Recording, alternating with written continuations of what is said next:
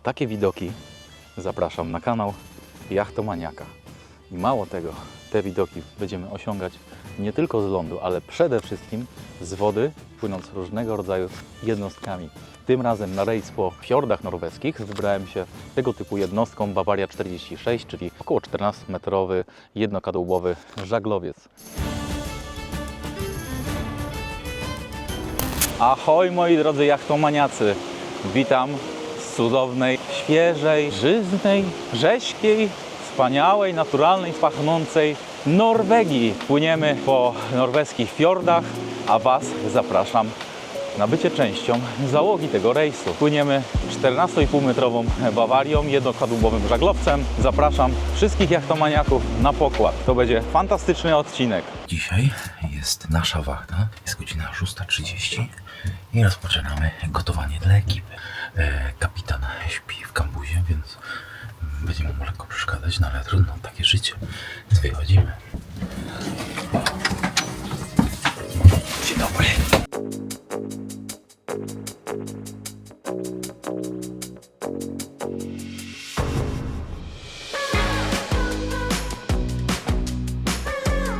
Nasz trzeci dzień na rejsie po norweskich fiordach zaczynamy od wachty kambuzowej o 6:30 rano. Dopisywały nam wspaniałe humory. Włączyliśmy muzykę, aby gotowanie dla załogi było jeszcze większą przyjemnością.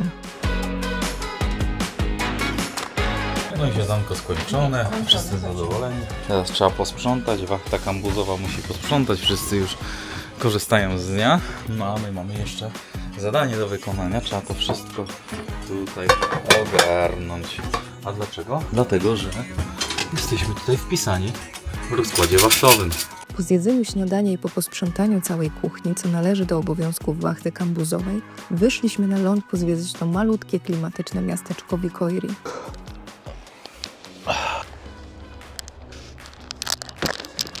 Trzeci dzień, mili Państwo, Norwegii na fiordach. Właśnie się łudziliśmy, jest godzina 9. Zrobiliśmy już nasze śniadanie kambuzowe dla ekipy. Teraz pierwszy raz wyszliśmy na zewnątrz i zobaczcie, jaki widok tutaj wokół nas wita z rana. Jest po prostu rewelacyjnie.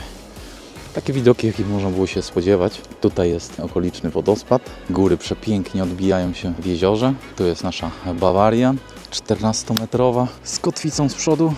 No bo jak żeby inaczej, no jest cudownie. Tak jak widzicie, jesteśmy na biegowo zacumowani. Akurat aktor wynajęty tutaj przepłynął, w przebraniu oczywiście. Nie będę mówił, że to był Jarosław Kaczyński, bo prawdopodobnie by mnie wycięli, ale mega. Patrzcie tam, baranki się pasą, no jest spektakularnie. Tutaj gdyby ktoś chciał, to też można morsować od razu, ale takie hardcore nie jesteśmy. Teraz mamy do godziny 13 czas wolny, no i zwiedzimy tutaj tą okolicę, tą miejscowość, tam w górach widać śnieg i o 13 jest zbiórka i płyniemy dalej w kierunku lodowca. W trakcie żeglugi tutaj na jachcie zbieramy oczywiście w środku śmieci.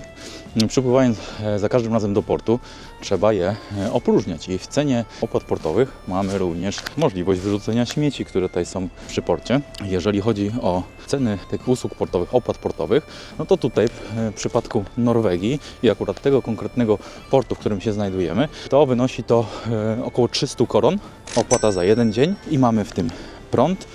Tutaj jesteśmy podłączeni do naszego jachtu, mamy wodę, mamy możliwość, tu jest woda, w pełni korzystania z infrastruktury, toalety, prysznice.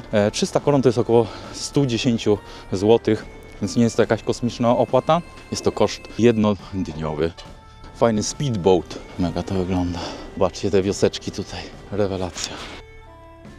Tutaj zobaczcie, tu jest taki mały kemping od razu przy fiordzie.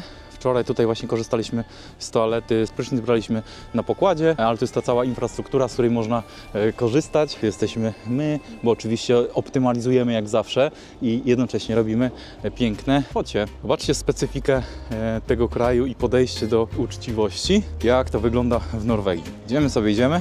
Tutaj jest stolik z miodem, wystawiony miód, nikogo tak naprawdę z obsługi oraz informacja, w jakiej wysokości należy wykonać przelew, żeby opłacić ten miód. Możecie oczywiście też zapłacić gotóweczką tutaj, ale no jest coś niesamowitego. Tutaj jeszcze są zdjęcia tych pszczelarzy, więc jest to godne pozazdroszczenia podejście do uczciwości.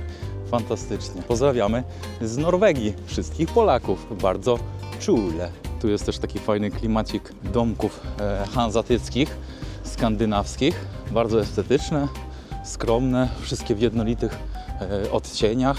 No to jest w zasadzie centrum tego miasteczka, bo mieszka tu około 1500 osób. Tutaj chciałem Wam pokazać kolejną rzecz, którą się zawsze zachwycam.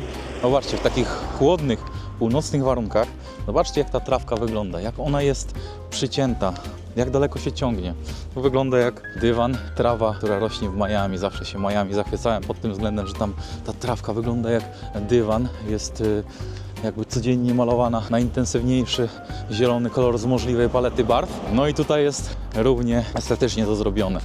Dlaczego do cholery jasnej w Polsce nie można zrobić tak samo? Zawsze jak są nowe inwestycje budowlane i wokół robią te trawniczki, to po prostu nawalą tej ziemi jak popadnie. Później ta trawa sobie rośnie też tak jak popadnie. Nie wyrównają tego. Później jest to takie nieestetyczne, nierówne. Mi to akurat bardzo przeszkadza, a niewiele można by było dodać, aby ta nasza okolica, nasze otoczenie było estetyczniejsze. Że to tak wiele trzeba, Polacy. Nie to, żebym narzekał na tych Polaków, no ale byłoby przyjemniej, nieprawdaż? Tutaj przechadzamy się takimi chyba historycznymi uliczkami. I co znajdują się na ścianie budynku? Takie oto ryby. A tutaj są historyczne zdjęcia z tej okolicy, jak to wyglądało, ta miejscowość. Ciekawe. No dobra, idziemy dalej. A tam zobaczcie, na wzgórzu jest podobne rozwiązanie jak w Hollywood. Białe napisy z nazwą miejscowości. Tutaj zobaczcie, mają nawet małą, co prawda małą, ale plażę, w której można sobie pomorsować. Jak gdybyśmy dzisiaj się zatrzymywali tutaj dłużej, no to pewnie byśmy skorzystali z tej plaży i z tego morsowanka, bo można to zrobić fajnie etapami, a nie od razu wchodząc z drabinki i doznając szoku termicznego. To jeszcze mają taką rzekę bardziej górską, jak widać.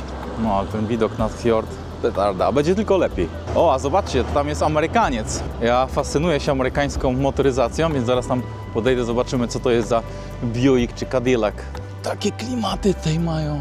O, to jest jeszcze wersja kombi, ale fajna wersja. Ale nie wiem, co to jest. Czy to jest Cadillac, Buick, symbol, jaki to jest symbol, już nie pamiętam. Dajcie znać, jeżeli wiecie, co to za model, bo ja nie mam pojęcia. A tutaj tak wyglądają apartamenty przy fiordzie, które można wynająć. Też klimatyczny domek bezpośrednio przy jeziorze. Jakby kogoś interesowały ceny benzyny, diesla. Jak być może pamiętacie z moich poprzednich odcinków, zawsze ze sobą mam lokalizator AirTaga. Zazwyczaj wkładam go do torby, żeby zawsze wiedzieć, gdzie jest mój bagaż rejestrowy w samolocie i móc łatwo zidentyfikować go w razie zagubienia bagażu. Myślę, że to jest istotny aspekt w momencie, kiedy dużo się lata, dużo podróżuje. No i nie inaczej jest tutaj również na statku. Jak widzicie, jestem w tej chwili tutaj, niebieska kropeczka, a mój AirTag jest zlokalizowany tutaj w torbie na jachcie w porcie. Więc doskonale widzę, czy moja torba czasem się nie przemieszcza lub jacht może nie wypłynął bez mojej osoby na pokładzie, co myślę, że jest mało prawdopodobne, ale również się zdarza. To jest mega fajne rozwiązanie. Oczywiście możecie sobie zdefiniować nie tylko w AirTagu, ale możecie to zrobić również dla na przykład iPada. Ja tak samo mam iPada jako AirTag i on również nadaje sygnał jego lokalizacji, więc tutaj też mam urządzenia. Patrzcie, iPad jest zlokalizowany w tym samym miejscu, więc nie musicie kupować AirTaga. Może wasz sprzęt elektroniczny Apple'a, jeżeli oczywiście macie sprzęt Apple'a, również pełnić funkcję lokalizatora. Patrzcie, tutaj jest wejście na wodospad, a tu już jest taki mały wodospad pod nami, co wygląda fantastycznie, ale jest tu niezły przechył. Wow, pięknie. No czyż ta natura nie jest fantastyczna? Zobaczcie na to, ale jest tu mega stromo, ale z tego miejsca zobaczymy fajnie całą tą zatokę z góry. Tutaj nie ma podejścia pod wodospad, on jest z innej strony. No i zobaczcie w pełnej okazałości, jak wygląda zatoka Victorii. Fajnie, bo nie musieliśmy wcale daleko odchodzić, a widzimy całą miejscowość praktycznie z tymi wzgórzami, polanami z tyłu. Nasza bawarka, nasz statek jest zacumowany dokładnie tutaj. Norwegia, z tego co wiem, to również kraj, w którym jest największa ilość tuneli na świecie. Tutaj macie przykład jednego z takich tuneli pod tą górą, ale wiele tuneli jest też przeprowadzonych pod fiordami, pod wodą. Ciekawostka. W Norwegii znajduje się ponad 1260 tuneli drogowych, których łączna długość przekracza 1550 km. Tunel Lærdal o długości 24,5 km to najdłuższy tunel drogowy na świecie, a 5 z 10 najdłuższych tuneli drogowych w Europie znajduje się właśnie w Norwegii. Co ciekawe, w kraju Troli znajduje się 36 tuneli drogowych, które przebiegają pod wodą, czyli pod fiordami. Najdłuższy tunel drogowy pod wodą ma aż 14,3 długości i w najgłębszym miejscu znajduje się 292 metry pod powierzchnią morza. Dla przypomnienia, najdłuższy tunel w Polsce ma nieco ponad 2 km. Idziemy teraz pozwiedzać tutaj okolice. Zobaczcie, jak to jest pięknie. No nie każdy może to lubić, oczywiście, dla każdego coś dobrego. Jedni są bardziej miastowi i lubią miasto. Ja sam lubię miasto, ale po dłuższym czasie miasto mnie męczy. Lubię tam pojechać, żeby zdobyć troszkę energii i się naładować, ale długoterminowo, no to takie miejsca dają tak naprawdę więcej energii aniżeli miasto. Więc patrząc na strategię swojej własnej osoby długoterminową, to lepiej jest przebywać wśród takiej natury, która uzupełni Twoją dawkę energii. Taka jest moja opinia. Ciekaw jestem, czy się z nią zgadzasz. Ja myślę, że teraz jest wiele osób, które wybywają z dużych miast na przedmieścia, na wieś. Ta tendencja się zmienia. Kiedyś wszyscy lgnęli do miasta, teraz raczej z miast wyjeżdżają, ale to jest tylko moja subiektywna opinia. Ty możesz mieć oczywiście inną, ale myślę, że w najbliższych 20 latach będzie taka tendencja, że ludzie będą uciekać właśnie do natury, do spokoju, do ciszy. W tej chwili wszyscy jesteśmy przebodźcowani, tych bodźców jest za dużo, szukamy spokoju. O, patrzcie, a tutaj jest informacja ostrzegawcza o wywożeniu łopatą gnoju. Ciekawe, w którym miejscu ten gnój krowi wywożą. Spektakularne widoki. Wycieczka marzeń tak naprawdę. Za parę miesięcy minie rok czasu od momentu, kiedy zrobiłem patent żeglarza jachtowego i motorowodnego, czyli pierwszy poziom umiejętności patentów żeglarskich, a już troszkę tych rejsów zrobiłem, bo były rejsy po Odrze w ramach właśnie kursu, szkolenia we Wrocławiu, były Seszele, była Dominikana, był Meksyk. To jest mój 5. chyba rejs. I wszystkie poprzednie dotychczasowe raczej były w takich ciepłych kierunkach. Było gorąco, w kajutach nie było czym oddychać. Temperatura powyżej 30 stopni. Trudne warunki, jeżeli chodzi o kajutę, o wytrzymywanie w takich temperaturach. I marzył mi się właśnie rejs do krajów chłodniejszych, gdzie można by było oddychać świeżym powietrzem i ta temperatura byłaby troszkę mniej uciążliwa. I taka jest właśnie Norwegia pod kątem rejsów, więc jest to fantastyczne. Uwierzcie mi, że to nie jest takie proste mówienie do kamery, bo jesteś non-stop oceniany. Nie dość, że jestem oceniany przez Was, to jestem oceniany również przez współtowarzyszy cały czas, więc to nie jest łatwe tak cały czas mówić live. Biorąc jeszcze pod uwagę, że człowiek nie ma cały czas 100% naładowanych akumulatorków, a trzeba tą energię z siebie wydobyć. I czasami trzeba te akumulatorki sztucznie podnieść do góry, wydobyć z siebie tą energię i mówić do tej kamery, żebyście mieli wspaniały content. Ale mam nadzieję, że robię to dosyć naturalnie, nie czujecie w tym jakiejś presji, bo staram się właśnie sam takiej presji na sobie nie wywierać, tylko robić to właśnie w sposób naturalny. Jeżeli nie mam dnia, nie mam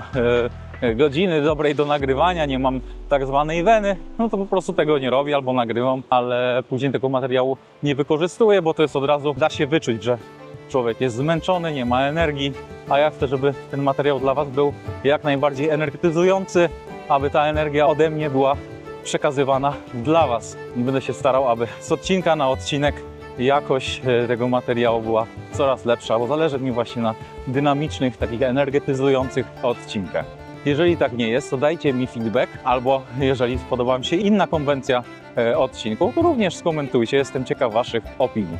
Zapraszam do komentowania tutaj na dole. Kontynuując moją wypowiedź odnośnie lokalizacji, oczywiście takie ciepłe kierunki mają swoje plusy, ale mają też swoje minusy, wady, takie, o których Wam opowiadałem, czyli fakt tego, że w kabinie jest bardzo gorąco, zazwyczaj jest w takich miejscach duża wilgotność, więc wszystko jest mokre, ciężko jest w ogóle to wysuszyć i jest też dosyć mokro na pokładzie, z tego względu, że co chwilę idziemy się kąpać do wody, do jachtu i nanosimy tą wodę. W tego typu kierunkach jak Norwegia nie ma problemu z wysoką temperaturą w kabinie i to jest mega duży plus, bo dużo lepiej się śpi, jest dużo bardziej rzeźko, te powietrze to jest aż, czuję tutaj w nozdrzach, jak świeże, jak naturalne, aż chce się oddychać pełną piersią. Powietrze ma taką jakość, jest tak fantastyczne. W ciepłych klimatach jest to bardziej wilgotne, gorące powietrze, które nie sprawia aż takiej przyjemności. Tutaj jednak znakomicie się śpi, nie ma problemu z zasypianiem, jeżeli chodzi właśnie o wilgotność, ciepło, wysoką temperaturę w kabinie. To jest niewątpliwie bardzo duży plus. Woda na pokładzie owszem się pojawia, ale nie z tego względu, że często się kąpiemy z jachtu i nanosimy tą wodę z jeziora, tylko z tego względu, że na pewno jest częstsza ilość odpadów. I ten opad pojawia się na jachcie, często też jest poranna rosa i tą wodę też się nanosi na pokład, na dolną część pokładu, więc tutaj akurat są te same minusy tego typu miejsc. To jest właśnie ten klimat, którego oczekiwałem tutaj, którego szukałem. Kiedyś byłem na wycieczce rowerowej po wyspie Bornholm na Bałtyku i tam również są tego typu takie skandynawskie klimaty jak tutaj i aż przypomina mi się tamta wycieczka. Jednak to się różni od tego, co już z nami. Good morning, hello. Tutaj pani się z nami przywitała. Pierwsza pani, którą dzisiaj spotkałem. Też jest bardzo miło, bardzo kulturalni ludzie. No i te fiordy, które są znakiem rozpoznawczym Norwegii, to jest coś niespotykanego, czyli te wysokie, wspaniałe góry oraz jeziora polodowcowe, które widzimy dokładnie tam, więc dla mnie to była wycieczka marzeń. Marzyłem o takim rejsie właśnie do Norwegii i cieszę się, że to się udało jeszcze w tym roku zrealizować. W tej chwili jest coś koło 18-19 stopni, tak naprawdę w krótkim rękawku idę. Mieliśmy też tylko w pierwszym dniu, według prognoz pogody, oczywiście na nich się nie opieramy całkowicie, bo tutaj w ciągu jednego dnia może się wszystko zmienić, ale wszystko wskazuje na to, że pogoda będzie fantastyczna, więc słuchajcie, no 2-3 godziny lotu z Polski, macie tak fantastyczne warunki krajobrazowe, niekończące się akweny do żeglugi, mnóstwo miejsc do zwiedzania. No z pogodą pewnie trafiliśmy, bo słyszeliśmy, że w zeszłym tygodniu cały tydzień padało. W przyszłym tygodniu prawdopodobnie też pogoda będzie gorsza, no ale tak to już jest, że na pogodę trzeba trafić. Ja się zawsze cieszę, kiedy nam to się udaje. To w znacznym stopniu wpływa na jakość tego kontentu, w tym sensie, że dane miejsce może być zupełnie inaczej odebrane podczas brzydkiej, ponurej pogody i totalnie inaczej podczas pogody taką, jak mamy teraz. Wyobraźcie sobie, jakby tutaj padał deszcz, no to prawdopodobnie nie urządzalibyśmy sobie tylu przechadzek, nie zwiedzilibyśmy tylu miejsc i te miejsca też nie byłyby tak oświetlone, nie byłyby tak soczyste, nie byłyby tak zielone, tak bogate w to słońce. Jesteśmy już w trzecim dniu rejsu, więc wypadałoby powiedzieć coś o naszych współzałogantach i o kapitanie. Zobaczcie, nawiasem mówiąc, jakie piękne tutaj są te domki na wzgórzach i wyobraźcie sobie, jaki fantastyczny widok muszą mieć tutaj na ten fiord, który jest tam. No, jest coś abstrakcyjnego. Uwielbiam takie tereny. Fajnie, że każdy kraj ma jakąś taką swoją charakterystykę krajobrazową, a to jest znak rozpoznawczy Norwegii. I wracając do tej opowieści o naszym kapitanie. Naszym kapitanem jest Paweł Krawczyk, kapitan PZŻ-u, który jest już bardzo doświadczonym kapitanem. Ma na swoim koncie ponad 15 tysięcy mil morskich przepłyniętych. Jak na razie jesteśmy bardzo zadowoleni. Jest sprawna organizacja, kompetentne zarządzanie załogą. Zostaliśmy w pierwszym dniu przeszkoleni, a najciekawsza była reakcja Pawła na moment, kiedy mu powiedziałem, że będziemy tutaj troszkę vlogować i nagrywać. Paweł się lekko zaśmiał, ponieważ raczej jest typem takiego, mam nadzieję, że się nie obrazisz, Paweł, ale raczej jest typem introwertyka i osoby, która nie lubi świecić swoją twarzą przed kamerą. I jak najbardziej to rozumiem, bo nie każdy musi mieć do tego chęć, dryg i tak dalej. I Paweł nie ma parcia na szkło, ale zobaczcie tutaj, jakie piękne owieczki latają na polanie, jak tutaj można poczuć kontakt z naturą, no przecież to jest coś cudownego. No tutaj też mamy taką osobę, która troszkę się wstydzi, jeżeli jest kamera, no ale do tego trzeba się przyzwyczaić.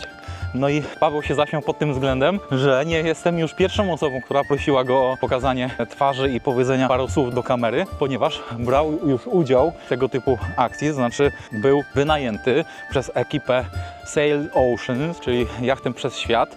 Zapewne znacie ten vlog z YouTube'a. Pozdrawiam serdecznie Bartka i Anię, ponieważ byli oni, nie ukrywam, jedną z moich inspiracji. To znaczy o żeglarstwie myślałem dużo wcześniej, ale dzięki nim odważyłem się zrobić te kolejne kroki w żeglarstwie i połączyć hobby z nagrywaniem, więc serdecznie im dziękuję za tą inspirację. Cieszę się, że tak się złożyło. Ja o tym wcześniej oczywiście nie wiedziałem, bo ten rejs był jedną wielką niespodzianką, jednym wielkim znakiem zapytania dla mnie. Nie wiedziałem, gdzie płynę, ponieważ była to dla mnie niespodzianka. I tak naprawdę w dniu rejsu dowiedziałem się, kto będzie naszym kapitanem, a w dniu wczorajszym, czyli po 2 dniach rejsu, dopiero Paweł powiedział, że brał udział w rejsie z Bartkiem i Anią przez Atlantyk. Było to jakieś 3 lata temu i razem płynęli. Paweł był wynajęty do tego, aby pomóc im przeprowadzić trimaran Bartka i Ani przez Atlantyk. I parę razy został ujęty na kamerze, z czego nie jest Paweł całkowicie dumny, bo tak jak Wam mówiłem, nie ma parcia na szkło, no ale będzie musiał niestety zrobić to po raz drugi. Najwidoczniej on nie ma parcia na szkło, ale szkło ma parcie na niego. Więc Paweł, przykro mi, no, będziesz gwiazdą żeglarskiego YouTube'a. Nie uciekniesz od tego, takie jest Twoje przeznaczenie. Zobaczcie, idziemy do tego kościółka, całkowicie drewniany kościółek. To jest praktycznie 30 minut od portu, więc warto tutaj przyjść. Owieczki.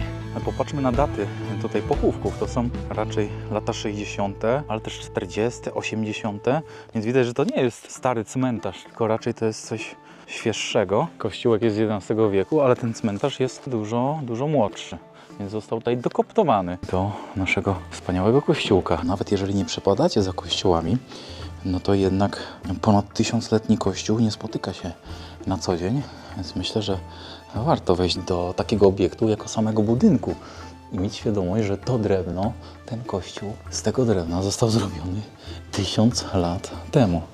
No, co jest rzeczą no, rzadko spotykanym, ale też zapach tego drewna tutaj robi też klimat niesamowity. To jest malutki kościołek, ale bardzo szlachetny. Tu jest ambona, ołtarz. Tutaj mamy jeszcze jakieś zapewne po norwesku napisy.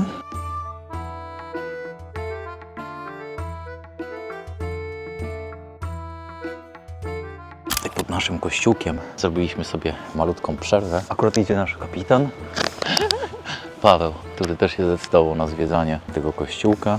Fantastycznie, bo trafiliśmy akurat na pogrzeb. Pełnia rzeczywiście atrakcji nas tutaj przywitała. O kapitanie naszym już powiedziałem, który przepłynął 15 000 mil morskich, jest doświadczonym kapitanem, jest otwarty na to, żebyśmy tu zrobili takie instruktażowe filmy pokazujące troszkę tajników żeglarstwa, więc na pewno na tym rejsie dla fanatyków żeglarstwa, dla tych, którzy są zainteresowani rozpoczęciem przygody żeglarskiej, na pewno będzie coś smakowitego dla przekąszenia. To jest też bardzo ważne, żeby współzałoganci byli osobami z dystansem, osobami, które potrafią zrobić krok do tyłu, bo jesteśmy tutaj przez tydzień czasu na zamkniętej przestrzeni. Oczywiście każdy ma jakieś tam swoje przyzwyczajenia, swój charakterek, ale to jest ważne, żeby się tutaj po prostu przez ten tydzień czasu nie pozabijać, umieć gasić w zarodku niektóre tematy niebezpieczne, typu polityczne, historyczne i tak dalej, które mogą spowodować jakieś konflikty, zostawiać przestrzeni na prywatność dla drugiej osoby. Jak na chwilę obecną dogadujemy się fantastycznie, ludzie bardzo na poziomie, więc jesteśmy mega zadowoleni z członków załogi. Zawsze można trafić, no nie wiem, na jakichś mega imprezowiczów, którzy przyjechali tutaj przez 7 dni tylko pić alkohol i imprezować, a my przyjechaliśmy tutaj ponapawać się żeglarstwem, ale przede wszystkim też właśnie krajobrazami, naturą. Zależy nam na tym, żeby wstawać wcześniej i wykorzystać ten rejs w maksymalny sposób, a nie imprezować. Poimprezować możemy sobie w Polsce. Oczywiście nie omieszkamy zrobić jednego wieczoru zapoznawczego z oczywistymi dodatkami.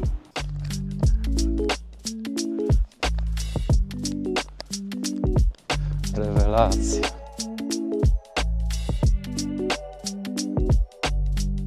Na moje rejsy nie ruszam się już bez specjalistycznej odzieży z wełny Merinosa. Z mojej perspektywy jest to absolutny must have na każdy rejs. Od stóp do głów jestem ubrany właśnie w odzież z Merinosa. Specyfika tej najcenniejszej wełny wywodzącej się z Azji jest nie do zastąpienia przez żaden inny materiał i znakomicie nadaje się na żagle, ponieważ w zimie ociepla, a w lecie chłodzi. Firma Brubeck ze Zduńskiej Woli produkuje wysokiej jakości odzież z Merinosa, którą wprost uwielbiam. Oprócz znakomitych właściwości termoaktywnych, odzież Brubeck jest również hiperwygodna, cienka i bardzo miła w dotyku. Dodatkowo, co bardzo ważne na rejsach, gdzie możecie zabrać ze sobą ograniczoną ilość, najlepiej właśnie cienkiej odzieży, wełna merino ma zdolności do pochłaniania wilgoci i uwalniania jej w powietrzu, co zapobiega namnażaniu się bakterii odpowiedzialnych za nieprzyjemny zapach. Szczerze, polecam odzież Brubeck każdemu żeglarzowi. No i wracamy już na naszą łódź. Ekipa już jest na pokładzie cała. Dobra, chciałbym Wam teraz pokazać, w jaki sposób możemy nasz jacht zacumować do kei. Są na to różne sposoby. Jednym z nich jest sposób nabiegowy, czyli to jest tak jak tutaj. Zobaczcie, tutaj jest lina przełożona. Widzieliście, cumowaliśmy tak w dniu wczorajszym. Jaki jest plus tego, takiego sposobu cumowania? A mianowicie nie musi żaden załogant schodzić na keję, na pomost. Możemy wybrać jaką linę, taką cumę z pokładu. Czyli nikt nie musi być na zewnątrz, wszyscy jesteśmy na pokładzie, wybieramy cumę i po prostu jedna lina przechodzi z drugiej strony. Ok, to jest sposób nabiegowy, ale jeżeli chcemy się solidniej zacumować, to możemy to zrobić w inny sposób. Czasami nie mamy na to możliwości. I wtedy robimy tutaj węzeł, tak zwany węzeł ratowniczy. Robimy go z takim zapasem, wiążemy go w ten sposób. Tak, tą linkę przykładamy tu. Następnie tu i znowu tu. I tutaj mamy już zrobiony węzeł cumowniczy, ale tutaj mamy taką knagę, przez którą nie przełożymy, no ale można to zrobić w ten sposób na przykład, nie? I tutaj ten węzeł trzyma się solidniej, nie ma takiego ryzyka jak tutaj, że nie wiem, wyjdzie tutaj nam z tej knagi, nie? On jest wtedy solidniej przyczepiony i następnie osoba, która jest na pomoście, rzuca końcówkę takiej liny na pokład. Dobra. I teraz druga osoba przejmuje tą linę. Ahoj, jestem asystentem Mateusza, czyli jachtomaniaka. Zaangażował mnie tutaj do tego, żebym pokazał, jak się cumuje jacht. No niestety normalnie cumuje się tutaj do tej knagi, ale nie mogę Wam teraz tego pokazać, bo jesteśmy zasumowani na stałe do kei, więc pokażę Wam to na przykładzie tego, co jest tutaj zrobione. Zazwyczaj robimy tutaj węzeł knagowy, który pokazywałem Wam wcześniej i w ten sposób jesteśmy zacumowani. I tutaj z tej perspektywy doskonale widzicie różnicę między sposobem nabiegowym cumowania i sposobem takim stałym poprzez węzeł na przykład ratowniczy. Bo tutaj, jeżeli ja puszczę tą linę, no to nie jestem w stanie też jej wybrać z poziomu jachtu, czyli potrzebuję jakiejś osoby na pomoście, żeby zdjęła mi ten węzeł i zaraz to zrobię. A tutaj ja jestem w stanie, zobaczcie, ten węzeł wyczepić, bo sam go wczoraj wiązałem, jak cumowaliśmy w nocy. I zobaczcie, ja go puszczam w tej chwili i już powoli statek się oddala, gdyby nie oczywiście szpring tak zwany dziobowy, ale jakbym puścił i zaczął wybierać, no to powoli oddalamy się. Jestem w stanie puścić tą linę, ściągnąć tą drugą stronę i w ten sposób oddaję cumę dziobową. Jestem w stanie sam siebie wypuścić z portu. No to pokażę Wam jeszcze raz tutaj wiązanie, cumowanie, knagowanie tak naprawdę węzła. Jesteśmy już ponownie zaknagowani. Więc ten sposób jest łatwiejszy dla żeglarza, ale tak powiem mniej bezpieczny. Tak, no i teraz już jestem, dziękuję Łukasz, a mój asystencie, że mi pomogłeś. Teraz już jestem ja tutaj i widzicie, jestem tutaj potrzebny, żeby zdjąć tą cumę zawiązaną węzłem ratowniczym. Rozmontuję ten węzeł i dopiero teraz można oddać cumę na pokład. W innym przypadku nie jest potrzebny załogant na kei, to w sposób nabiegowy można samemu oddać sobie cumę. No jak tutaj już jesteśmy, to oczywiście robimy z liną co?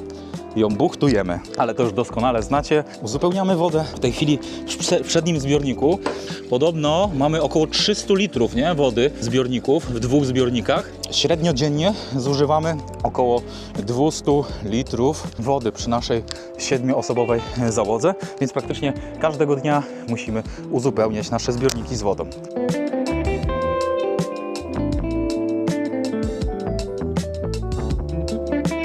Tutaj na tym płaskowyżu jest pomnik Wikinga, bardzo duży, widać go z tej odległości. Wzdłuż trasy, którą się poruszamy, znajduje się ogromny posąg Wikinga. To statua Frycjona Dzielnego znajdująca się na półwyspie Vangsnes. Została ona ufundowana przez cesarza Wilhelma II z Niemiec w 1913 roku i przedstawia bohatera z sag nordyckich. Posąg ma 10,5 metra wysokości i stoi na 12-metrowym cokole, co daje łączną wysokość 22,5 metra. Wypłynęliśmy już z portu. Tutaj jest taka dosyć niebezpieczna sytuacja. Czy może niebezpieczna nie, ale trzeba bardzo uważać, dlatego że tam z przodu czają się kłody. Od tutaj na przykład po lewej stronie widać lekką kłodę. Już ominęliśmy 3 pozostałe. Zawsze warto, żeby z przodu na dziobie był jakiś obserwator i z góry obserwował te kłody, które trzeba omijać, bo mogą narobić jakieś szkody tutaj w kadłubie. Ja teraz zacząłem wachtę 2-godzinną, więc no nie mogę sobie dzisiaj pozwolić na to, żeby siedzieć na autopilocie i po prostu trzymać kurs, tylko trzeba obserwować dzisiaj bacznie wodę, bo Tutaj szczególnie przy tym wyjściu mogą się pojawić zagrożenia. Maria tam pichci w kambuzie, bo mamy dzisiaj akurat nakłada się wachta kambuzowa na wachtę tutaj żeglarską, więc ja jestem na górze, Maria na dole.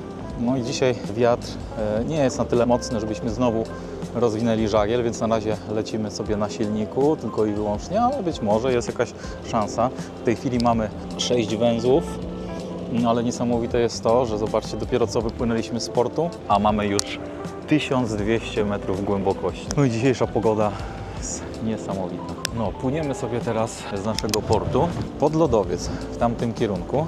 Jest wiatr około 6-7 węzłów i co najgorsze, jest to wiatr od dziobu, więc no nie jesteśmy w stanie postawić znowu żagli i musimy się posiłkować silnikiem, ale za to no jest piękna pogoda, więc coś za coś, równowaga w naturze zawsze musi być. W tej chwili płyniemy z prędkością dosyć niską, około 4,7 węzła, było wcześniej 6, ale w związku z tym właśnie, że mamy wiatr z dziobu, jak zresztą widać po moich włosach, no to niestety zwolniliśmy i dodatkowo nie możemy odpalić żagli, więc no trochę szkoda.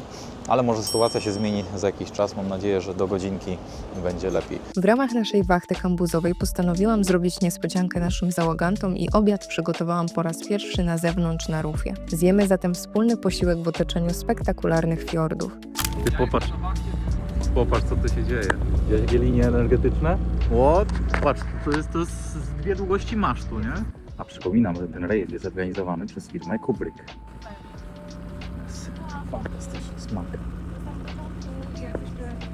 Tutaj mam marchewkę po marokańsku, ryż basmati, kurczak w sosie takim słodko-kwaśnym. Jest przepięknie. Zobaczcie na to. No czy naprawdę można chcieć więcej?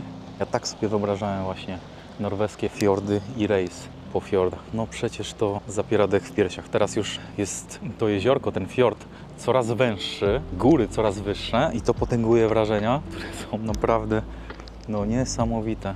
Jest pewnie tylko niewiele miejsc na świecie, które mają podobne widoki, a tutaj no wyobraźcie sobie, że można takim jednym fiordem, a tych fiordów jest kilkadziesiąt, jak nie kilkaset, można płynąć przez 100-200 km.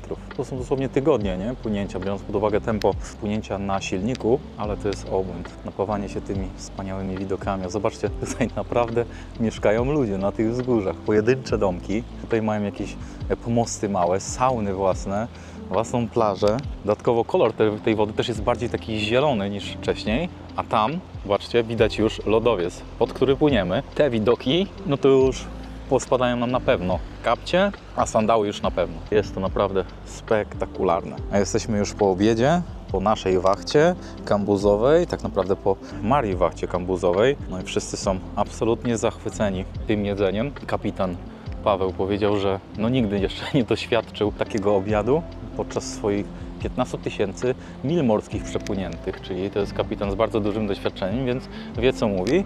No a ja potwierdzam ten fakt, bo doskonale zdaję sobie sprawę, jaka jest jakość gotowania Marii. Oczywiście ja też miałem duży udział, bo bardzo intensywnie zmywałem naczynia po wszystkim. No ale oczywiście ja pełniłem wtedy wachtę żeglarską, wtedy kiedy Maria gotowała, więc świetnie się uzupełniamy.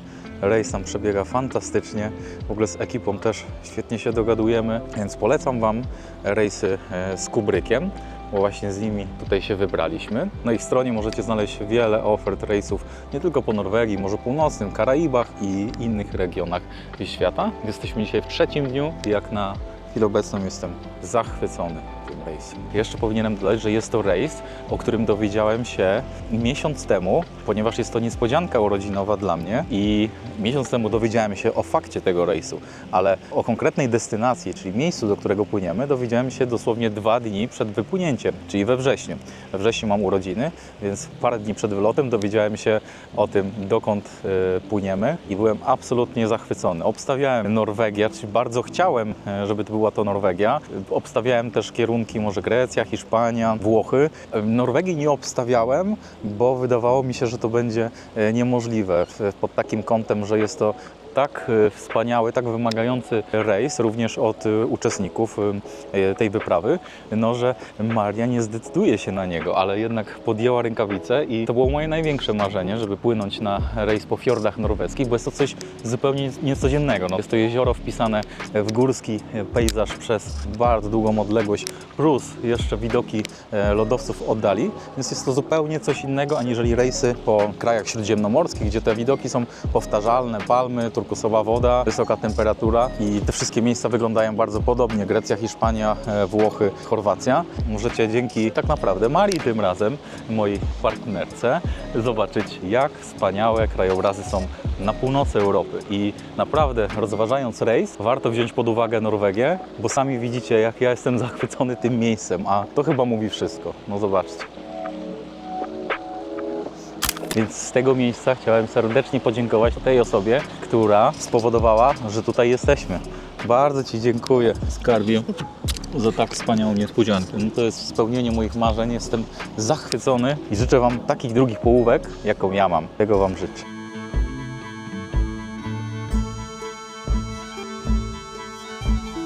Po kilku godzinach rejsu po raz pierwszy naszym oczom ukazał się lodowiec widoczny u szczytu gór.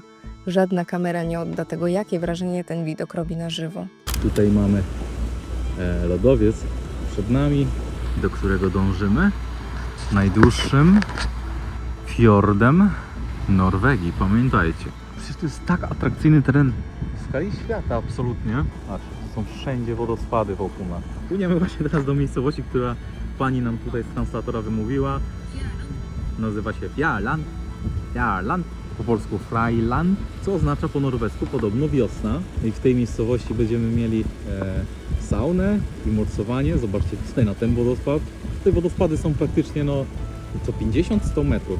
Co chwilę, z lewej, z prawej strony. Ku naszemu zdziwieniu w pewnym momencie w wodzie zauważyliśmy całą masę meduz. Plan na nasze dzisiejsze morsowanie w miejscowości Fjarland, które jest celem podróży, stoi pod znakiem zapytania. Na miejscu okazało się, że nie dość, że nie było tu wielu meduz, to dodatkowo doświadczymy morsowania i saunowania w najpiękniejszym miejscu na ziemi. Sami zobaczcie. Patrzcie, ludzie tutaj dosłownie żyją jak w bajce. Czy to są prawdziwi ludzie, a może jakieś elfy albo trolle? No właśnie, tutaj przecież żyją trolle w tych górach. Nie bez kozery ta słynna skała jest nazywana językiem trolla. Te malutkie domeczki są tak fantastyczne. Dajcie znać, czy wiecie, czy w Norwegii, tutaj na fiordach, zdarzają się powodzie. No jednak te lodowce topnieją szybciej przez zmianę klimatu. Może jakieś są takie duże odpady lodowcowe, które wpadają do jeziora i powodują jakieś fale wezbraniowe. Może coś takiego ma tutaj miejsce. Patrzcie na tą trawkę. No, ja nie mogę się powstrzymać od nagrywania. Pięknie, jeszcze słonko dzisiaj dopisuje, jest wrzesień, ale mamy około 21 stopni. Trafiliśmy z pogodą tak idealnie, że ten tydzień, który odbywa się rejs, mamy idealną pogodę. Jakbyście szukali wełny z merynosu z wolnego wybiegu, to tutaj jest cały zapas. Właśnie, jakieś szczęśliwe baranki czy to owieczki. Ci ludzie tutaj muszą być naprawdę szczęśliwi i dla nich życie jest relatywnie dłuższe niż dla nas. W ogóle w Norwegii żyją jedni z najwyższych ludzi świata, jeżeli chodzi o średnią. I mieliśmy okazję to zauważyć. Co prawda te miejscowości, w których byliśmy, nie są jakoś znacznie zaludnione, ale zwłaszcza mężczyźni, którzy koło nas przychodzili, byli naprawdę wysocy, a paru takich dwumetrowców już spotkaliśmy.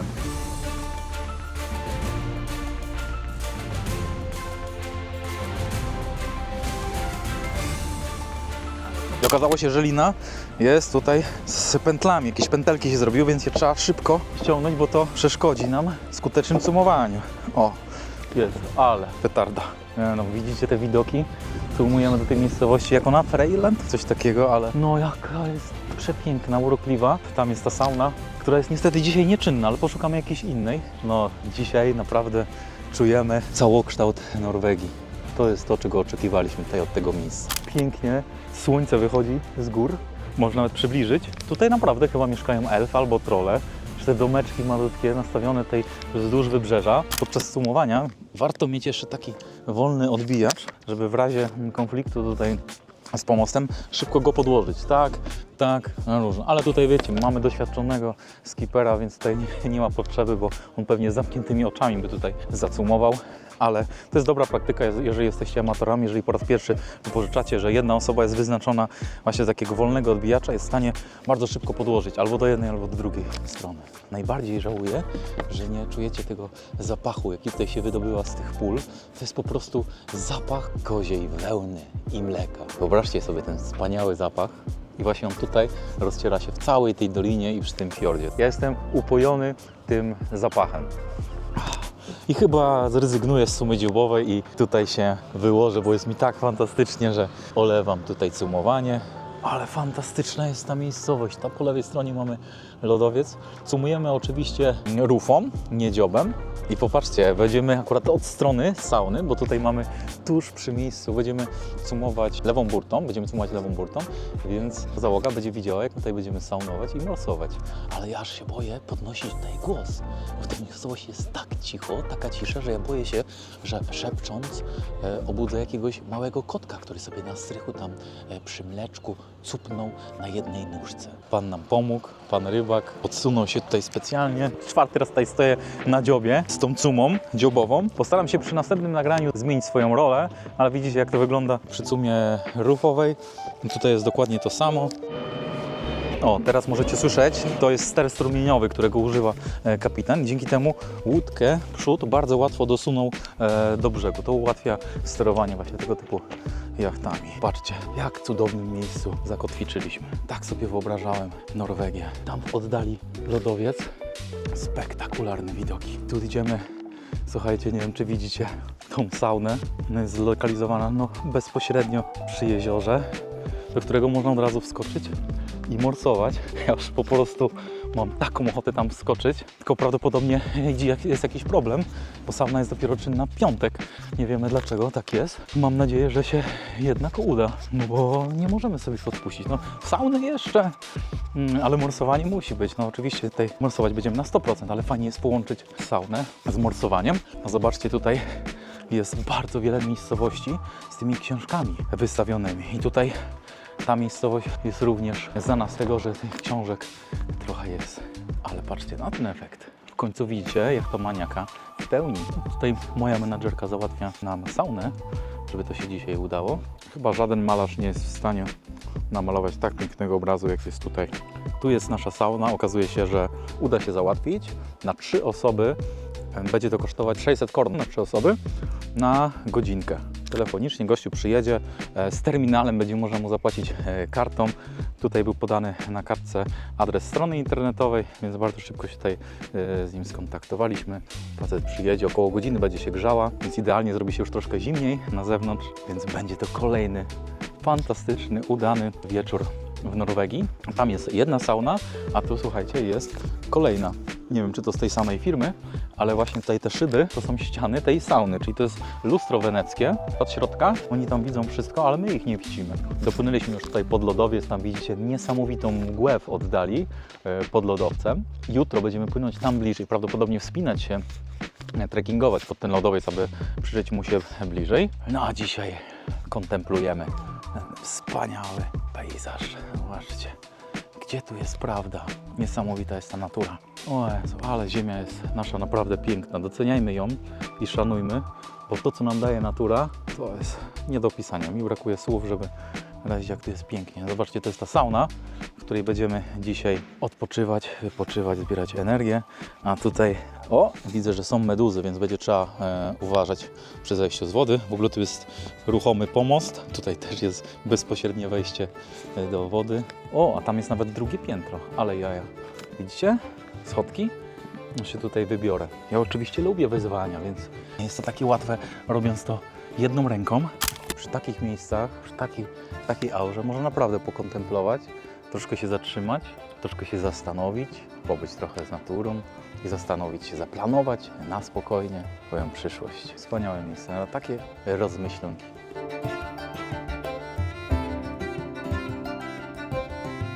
Tutaj taki domek na wzgórzu, fantastycznym widokiem na zatokę. No to tak rodzinka spędza czas przy ulicy dosłownie. No fajny ten klimacik mają. A, idziemy tutaj do tej knajpy. Tutaj mamy zapłacić za saunę. Zobaczcie, tam jest jacuzzi jeszcze.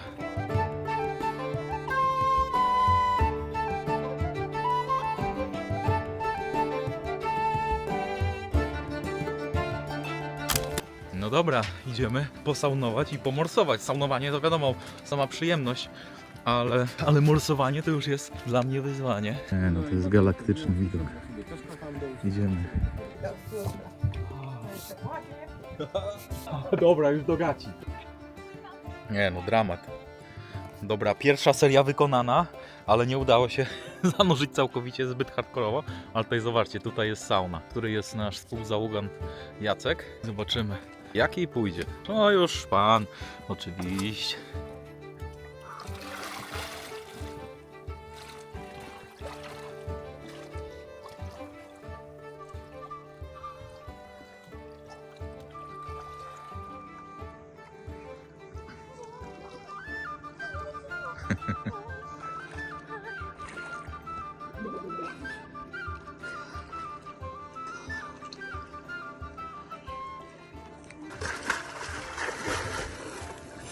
Jezus Maria. Co za hardkorowiec.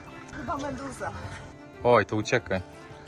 Ja to się najbardziej boję tego, że jak tobie się coś stanie, to ja chyba nie wskoczę ci uratować.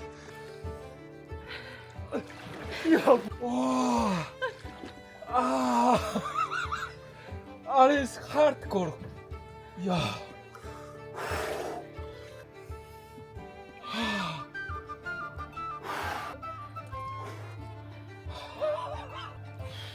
Ja dlatego tak oddycham szybko. Nie dlatego, że jest mi zimno, tylko oddycham tak dlatego, że ja walczę, żeby się utrzymać na powierzchni. Masz psychę z drewna. Ja to mam psychę, nie wiem, z jakiejś Wspaniałe. terakoty. Słuchajcie, jest godzina 1 w nocy. Skończyliśmy, jest spotkanie integracyjne, można powiedzieć, ze współzałogantami. I teraz w trybie nocnym nagrywam tutaj. Jest mega ciemno, ale nowe opcje telefonu pozwalają pokazać, jak przepięknie tutaj w nocy to wygląda. Zobaczcie, jaki jest mocny księżyc. Jest absolutna pełnia.